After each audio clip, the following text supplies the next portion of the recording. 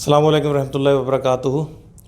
ਅੱਜ ਦਾ ਟੌਪਿਕ ਜੋ ਸਾਡਾ ਹੈ, ਅੱਜ ਦਾ ਟੌਪਿਕ ਹੈ ਰਮਜ਼ਾਨ ਦਾ ਮਹੀਨਾ, ਸਿਲਾ ਰਹਿਮੀ ਅਤੇ ਸਬਰ ਦਾ ਮਹੀਨਾ।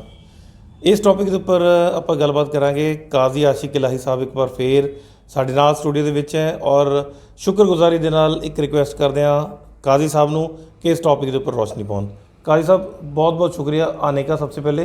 एक बार फिर से आपने टाइम दिया, बहुत बहुत शुक्रिया। और इस टॉपिक पे जो है कि आप रोशनी डालें। ठीक है, शुक्रिया। हामिद व मुसल्लियन अम्मा बाद। क़ाल अल्लाहु तबारक व तआला अऊज़ु बिल्लाहि मिनश शैतानिर रजीम बिस्मिल्लाहिर रहमानिर रहीम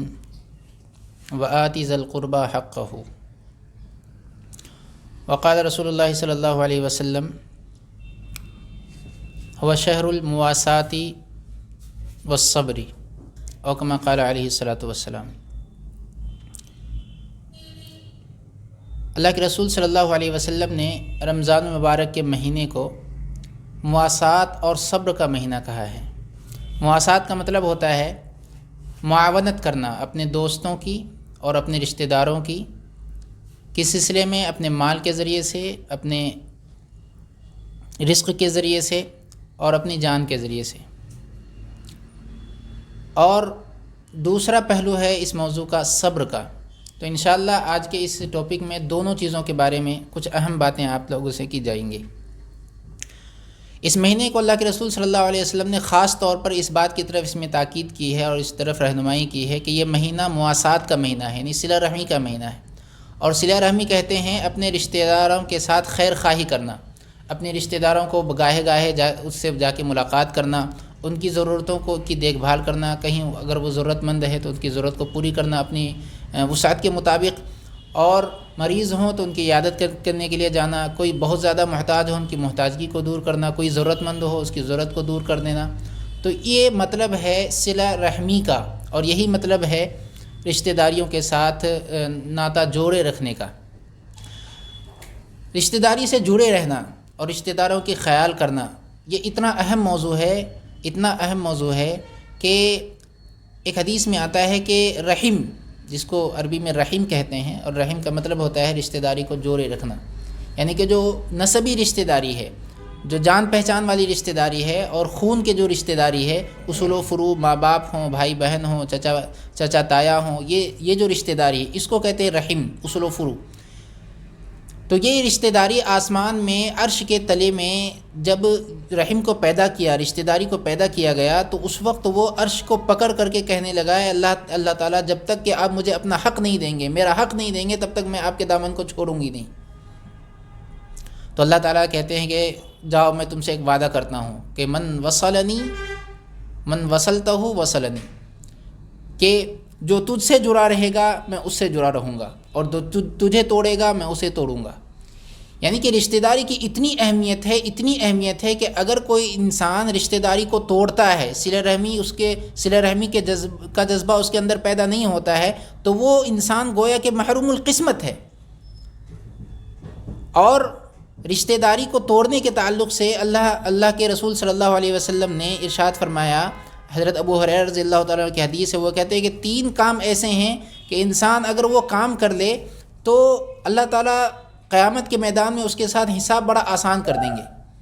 हालांकि क़यामत के दिन ऐसा हिसाब होगा, बड़ा सख्त जानलेवा हिसाब होगा, इंसान नफ्सी का आलम में होगा। ऐसे वक्त में अगर किसी से अल्लाह ताला यूं ही दरगुजर का मामला कर जाए और कह दे कि तुम्हारे साथ तो नॉर्मली हिसाब है, यूं ही चश्मपोशी वाला काम है, तो इंसान के लिए बड़ी नेमत की बात होगी, बड़ी खुशी की बात होगी, सआदतमंदी की बात होगी कि अल्लाह ताला उनके साथ आसान मामला कर दें। तो हज़रत अबू हुरैरा रज़ियल्लाहु तआला अन्हु कहते हैं, अल्लाह के रसूल सल्लल्लाहु अलैहि वसल्लम इरशाद फरमाते हैं कि सलासुन मन कुन्न फ़ीही हासबहुल्लाहु हिसाबन यसीरन, कि 3 काम ऐसे हैं कि इंसान अगर वो काम कर जाए तो अल्लाह ताला उसके साथ आसानी का मामला करेंगे। वो 3 काम ये हैं कि तुअती मन हरमक, जो आपको महरूम करे, जो आपको ना दे आप उसको दो, वतअफ़ु अम्मन ज़लमक, और जो आप पर जुल्म करे तो आप उसको माफ़ करो, जो आप पर जुल्म करे आप उसको माफ़ कर दो, और जो आपसे टूटना चाहे, आपसे रिश्तेदारी को तोड़ना चाहे, आपसे नाता को तोड़ना चाहे, आप उससे जुड़े रहो, जुड़ने की कोशिश करो। तो ये 3 काम ऐसे हैं कि जब इंसान अगर वो करने लग जाए तो अल्लाह ताला उसके साथ बड़ा ही आसानी का मामला करेंगे क़यामत के दिन में। एक अहम बात इस ताल्लुक़ से याद रखनी चाहिए कि 2 गुनाह ایسے ہیں کہ انسان، حالانکہ عام طور پر گناہوں کی جو سزا ہے ہم یہ سمجھتے ہیں کہ آخرت میں اس کی سزا ہمیں ملے گی، ہم جو گناہ کرتے ہیں دنیا میں اس کا کوئی سزا ہمیں ملنے والی ہے نہیں، لیکن دو گناہ اللہ کے رسول صلی اللہ علیہ وسلم ارشاد فرماتے ہیں کہ دو گناہ ایسے ہیں کہ جس کا حساب اور جس کا مداوع انسان کو اس دنیا میں بھی کرنا پڑے گا، اور وہ دو گناہ ہیں، ایک ہے قطع رحمی، رشتہ داری کو توڑنا، اور دوسرا گناہ ہے ظلم۔ یہ وہ دو گناہ ہیں کہ انسان اگر اس کا ارتکاب کر جائے تو ایسا وہ یہ نہ سمجھے کہ اس کا بدلہ ہمیں صرف آخرت میں ملے گا، سزا صرف آخرت میں ملے گی، بلکہ اس کی سزا جو ہے دنیا میں بھی انسان کو بھگتنا پڑے گا۔ ظلم ایسا گناہ ہے کہ انسان ظلم کے ساتھ کبھی بھی نیک نامی کے ساتھ جی نہیں سکتا۔ قطع رشتہ داری ایسا گناہ ہے کہ انسان جب بھی اس کو اختیار کرے گا ہمیشہ وہ دھتکارا جائے گا، ہمیشہ ہی معاشرے میں وہ نیک نام کے ساتھ زندگی نہیں گزار سکتا، ہمیشہ اس کے اوپر اللہ اور اس کے رسول صلی اللہ علیہ وسلم کی لعنت ہوتی رہتی ہے۔ تو یہ وہ دو گناہ بہت بڑے بڑے گناہ ہیں۔ رمضان شریف جب آتا ہے تو عام طور پر اللہ کے رسول صلی اللہ علیہ وسلم نے اس طرف دھیان دلائی ہے اور اس کی تاکید فرمائی ہے کہ انسان چاہے پورے سال جیسے زندگی گزارے، لیکن رمضان ایک سرکل ہے انسان میں بدلاؤ لانے کا، ایک معیار ہے انسان میں تبدیلی لانے کا، لہذا اس تعلق سے تبدیلی آنی بہت زیادہ ضروری ہے، اور اس کا احساس دلاتا ہے کہ انسان اپنے رشتہ داروں کے ساتھ جڑ کر کے رہے، اور جڑنے کا کیا مطلب ہوتا ہے کہ وہ ان کے ساتھ خیر خواہی کا معاملہ کرے۔ رمضان میں عام طور پر اگر کوئی کمزور طبقہ ہے آپ کے رشتہ داروں میں سے، اس کی مداوع کرنی چاہیے، ان کی رحم دلی، ان کے ساتھ ہمدردی کرنی چاہیے، ان کے ساتھ کھانے پینے میں شریک کرنا چاہیے، ان کو اگر کسی چیز کی ضرورت ہے تو اس کی ضرورت کی تکمیل کرنی چاہیے۔ یہ ہے ہمدردی اور صلہ رحمی کا تقاضا۔ اور رمضان میں عام طور پر جب آدمی بھوکا ہوتا ہے تو دوسروں کی بھوک کا احساس ہوتا ہے، جب انسان خود نیا کپڑا پہننے جاتا ہے تو دوسروں کے ننگے پن کا احساس ہوتا ہے، تو اس لیے اللہ کے رسول صلی اللہ علیہ وسلم نے ارشاد فرمایا ہے کہ جو شخص کسی کو پانی کا گھونٹ پلا لے، اللہ تعالیٰ اس کو قیامت کے میدان میں ایسے حوض کوثر میں ایسا پانی پلائیں گے کہ کبھی بھی اس کو پیاس نہیں لگے گی۔ کوئی ننگے کو کوئی کپڑا پہنائے گا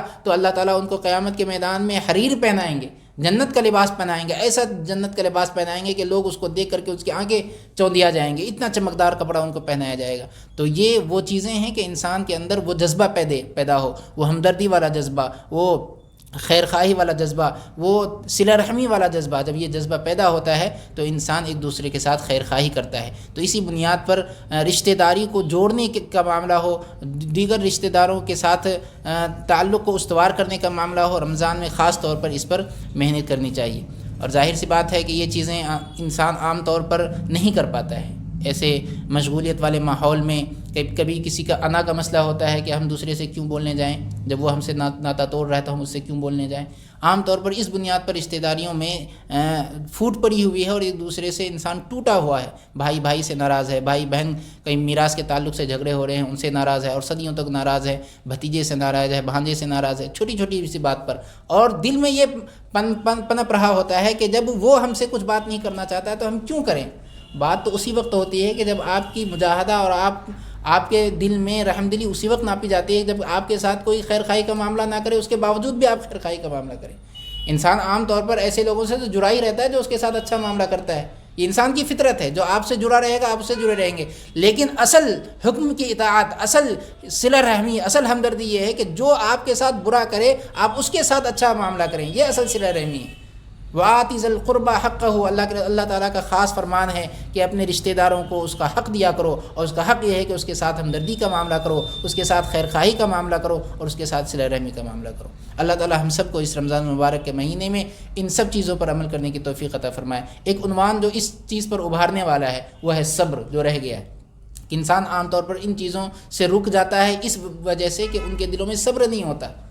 صبر کیا ہے؟ صبر علی الطاعت، صبر عن المعصیت، اور ایک ہوتا ہے صبر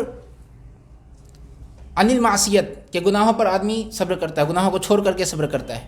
طاعت پر صبر کرتا ہے، اور گناہوں کو چھوڑنے میں جو انسان پر بوجھ محسوس ہوتا ہے، صبر علی المصیبت، مصیبت پر صبر کرتا ہے۔ تو یہ تین قسمیں ہوتی ہیں صبر کی۔ تو ان میں سے جو رشتہ داریوں پر صلہ رحمی پر ابھارنے والی جو چیز ہے وہ ہے صبر عن المعصیت، کہ انسان کے دل میں جو حسد، جلن، تکبر، غرور، انا، یہ ساری چیزیں جو معصیت کے قبیل سے ہیں، جب انسان کے دلوں سے ان چیزوں کی برائی ختم ہو جاتی ہے اور ان چیزوں پر صبر کر لیتا ہے، کہ یہ صبر کر لے کہ میں اپنے اوپر انا نہیں کروں گا، دوسرا چاہے کچھ بھی کہے اس کے باوجود میں اسے مل لوں گا، دوسرا سلام نہ کرے میں سلام کر لوں گا، دوسرا مجھے نہ دے پھر بھی میں اسے دے دوں گا، دوسرا مجھ سے بات نہ کرے پھر بھی میں آگے بڑھ کر کے اس سے بات کروں گا. یہ تکبر